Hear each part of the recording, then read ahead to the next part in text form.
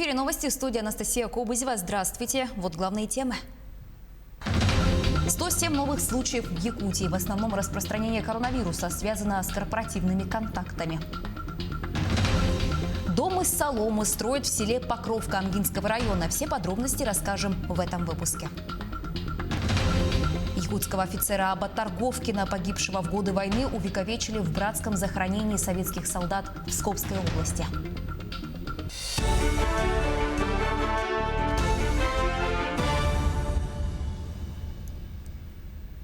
Начнем выпуск с данных оперативного штаба Якутии. По борьбе с коронавирусом еще 107 человек в республике заболели ковидом. В Якутске 70 заболевших, в Ангинском и Мирнинском районах по 5, в Алданском, Хангаласском и Чурапчинском по 4. Также 3 случая выявили в Усть-Алданском районе, по 2 в Вилюйском, Горном, Нюрингринском, Алекминском, Татинском, по 1 в Намском и Оленёкском районах. За сутки в республике от коронавируса скончался 1 человек. По словам заместителя руководителя оперативного штаба Якутии Ольги Балапкиной, в основном распространение заболевания связано с корпоративными контактами. Сегодня базовая задача, которую ставит глава, и сегодня непосредственно это ответственность, в том числе и муниципалитетов, это привлечение к ответственности и ответственность каждого, кто находится на своем месте. Так, муниципалитетами сегодня усилена работа административных комиссий. В городе Якутске за прошедшие 2 суток была приостановлена работа порядка 10 автобусных маршрутов, там, где выявились нарушения именно масочного режима. Также непосредственно в ряде муниципалитетов штрафуются учреждения не только торговли, но и учреждения, в том числе, которые допустили, например, нарушения. Так, нарушение у нас допустило буквально на прошлой неделе одно из управлений социальной защиты на территории нашей республики, тогда, когда не обеспечило соответствующие безопасные условия нахождения людей при приеме. На переправе Якутск-Нижний Бестях в тестовом режиме заработал единый накопитель. Он позволит упорядочить движение автотранспорта, погрузку и выгрузку судов. Многолетняя проблема региона близится к завершению. Подробности у Виктории Федоровой. Всего в окрестностях Якутска действуют 3 паромные переправы. И каждое лето по направлению Якутск-Нижний Бестях разыгрываются настоящие баталии с ссорой и руганью. Нередко доходит и до рукоприкладства. Для решения наболевшей проблемы в конце августа этого года правительство республики рассмотрело и утвердило комплексные планы по развитию территории причалов. Заезжают машины в чистую зону, на корабль, соответственно, оплата, касса, единый тариф, единая система обеспечения. Есть свободный паром. Этот паром сразу подается, чтобы снять эту очередность и так далее, и так далее. И регулируется весь поток машин. Если раньше каждый перевозчик был сам по себе, наладить порядок на переправе, особенно в сложные сезоны и в выходные дни, было практически невозможно. Сегодня же частные перевозчики объединились в одну общественную организацию. Чтобы упорядочить движение автомобильного транспорта, избежать столпотворения, столкновений, каких-то там драк, разборок, объединились в прошлом году в середине навигации, объединились в единое расписание с компанией «Лентранс» и стали работать уже с 7 паромами по единому расписанию. А для удобства автомобилистов Министерством инноваций республики разработано мобильное приложение, которым водители могут начать пользоваться уже со следующей навигации. Также будет сформирована одинаковая стоимость проезда. На сегодня установлены дорожные отбойники, полусферы для разграничения полос, шлагбаумы, светофоры и КПП. Сам накопитель представляет из себя огороженную площадку для проезда и ожидания транспорта. Определена схема движения, установлены камеры видеонаблюдения, камеры нарушений правил дорожного движения, соответственно, элементы благоустройства, торговые точки, санитарные зоны. Ну и, соответственно, это все позволит, также прозрачно проводить все платежи. Михаил Алексеев вот уже на протяжении 15 лет занимается грузовыми перевозками. Сегодня его полностью нагруженный бревнами КАМАЗ должен перебраться через реку. Только надо причал вывеску просто поставить. Номер 3, 4, и вообще будет хорошо, нормально все будет тогда. Все отлично сделали. Ага. Перевозками занимаюсь. Иногда переходит через реку, постоянно почти в основном ехать. Вскоре такой же накопитель заработает и на другом берегу переправы. Сегодня будний день. Из-за этого накопление автотранспорта не наблюдается. В такие дни новое сооружение будет служить в качестве так называемой зеленой полосы для проезда. А то, как будут обстоять дела дальше, увидим уже завтра, ведь впереди выходные. Виктория Федорова, Семен Семенов, Якутск. Сразу 2 мостовых перехода откроют сегодня в Якутии через реку Тюкян и Малая Батуобуя. На возведение моста через реку Тюкян на 702-м километре федеральной автодороги Вилюй было выделено свыше 2,5 миллиардов рублей. Длина моста 267 погонных метров. Ввод в эксплуатацию этого объекта позволит ликвидировать одну из временных переправ, благодаря чему этот участок трассы станет круглогодичным. Еще один мост откроется через реку Малая Батуобуя. Объект играет важнейшую роль в развитии транспортной инфраструктуры Якутии. Двухполосный мост длиной 192 метра соединяет Мирнинский и Сунтарский районы. Сегодня свой профессиональный праздник отмечают работники почтовой связи. Праздник появился по инициативе Всемирного почтового союза еще в 1969 году. На сегодня эта служба остается незаменимой, востребованной и в наше стремительно меняющееся время. В Якутии более 400 почтовых отделений, в которых работают более 2000 сотрудников. Почта не имеет аналогов в плане масштабов по предоставлению услуг. Она не прекратила свою работу даже на фоне пандемии коронавируса.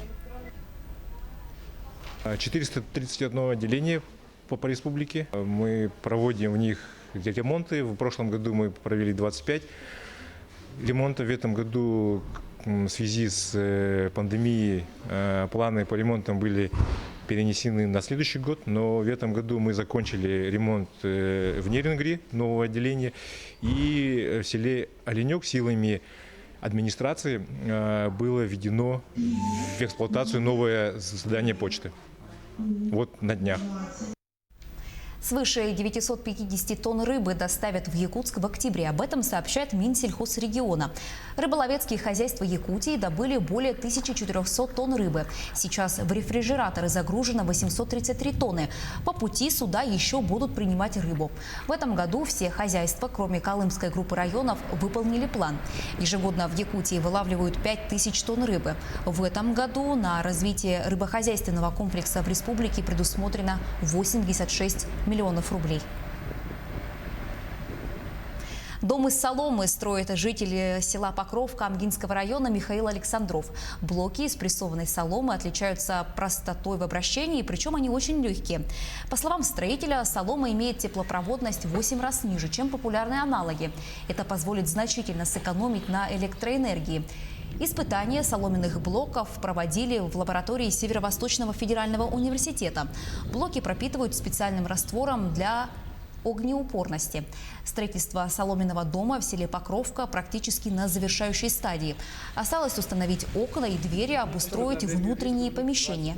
Зимой Михаил будет измерять температуру внутри дома и на улице. Также следить за состоянием соломы в суровых реалиях зимы. При успешном итоге эксперимента предприниматель планирует поставить на поток строительство домов из нового материала. Сами блоки изготавливаются у нас на станке методом прессования соломы. Это соломенные тюки, уже спрессованные. Мы их в станке еще допрессовываем до плотности 160 килограмм на метр кубический. Возводится, это первый дом. Мы раньше с таким строительством не сталкивались. Но получилось очень хорошо, потому что плиты идеально откалиброваны. Станок выводит их все один к одному. И как получилось собирать лего, детский конструктор. Они все один к одному подходят, быстро собираются. За 2 дня уже каркас практически готов. Имя якутского офицера, старшего лейтенанта Аба Тарковкина, погибшего в годы Великой Отечественной войны, увековечили в братском захоронении советских воинов в Псковской области. Торжественно-траурное мероприятие состоялось в городе Пустошке. Это событие стало результатом работы проекта «Фронтовые письма любви» Музея истории земледелия Якутии города Алюкминска. Подробности в материале Айсены Бурнашовой. В чаще смоленских лесов, средь густо поросшей малины, я пишу тебе письмо, дорогая. Так трогательно и нежно якутский разведчик Абу Торговкин писал своей подруге Аграфене Антоновой. История их любви началась еще до войны. Возлюбленные жили в деревне Кяче Алекминского района. В письмах Або солдатские будни, красоты природы и даже география освобожденных городов. В 1943 году он в марте месяце написал Аграфене о том, что они проехали Москву, но побывать не пришлось. И в одном освобожденном городишке нам вручили гвардейские знамена. Всего Абу Торговкин успел написать 28 писем. Последнее было отправлено любимой 8 марта 1944 года. Спустя 2 дня боец погиб близ города Пустошка Псковской области. Его останки найдут лишь в 70-м году. О фронтовых письмах широкая общественность узнает лишь в этом. Возлюбленная Або, его подруга с детства, и в юности они дружили. Она сохранила их все. И в состоянии их, оценивая время, то есть 76 лет прошло с последнего письма, датированное 8 марта 1944 года, в хорошем состоянии. Абу Торговкин был призван на фронт в 1940 году. Воевал на Западном, Центральном и Втором Прибалтийском фронтах. Командовал ротой бронебойщиков, истребителей танков, а затем и 88-й гвардейской разведывательной ротой. Ужасная несправедливость, но после 70-х годов его данные были утеряны. Родственники не знали, где покоится их герой. Благодаря проекту Алекминского музея «Фронтовые письма любви» и записям офицера в апреле этого года удалось установить точное место перезахоронения Або Васильевича, а в начале октября и увековечить его имя на мемориальной доске в Псковской области. Я, конечно, тронут, и по якутским обычаям мы провели ритуал там, чтобы его дух покоился на этой земле. Мама как-то сказала, что хорошо бы хоть одним глазком взглянуть, где лежит Або. Я считаю, что я исполнила мамину мечту. Я выполнила наш долг, посетив захоронение своего дяди Або. Родственники и земляки якутского офицера также высадили у братской могилы саженцы, сосны и ели, привезенные из родного села Кяче. И эти деревья вырастут сильными и крепкими, уверены якутяне, и станут настоящими символами трогательной истории любви Або Васильевича Торговкина и Аграфены Николаевны Антоновой. Айсена Бурнашова, Джур Березкин, Санкт-Петербург и Псковская область. К этой минуте у меня пока вся информация. Оставайтесь на нашем телеканале.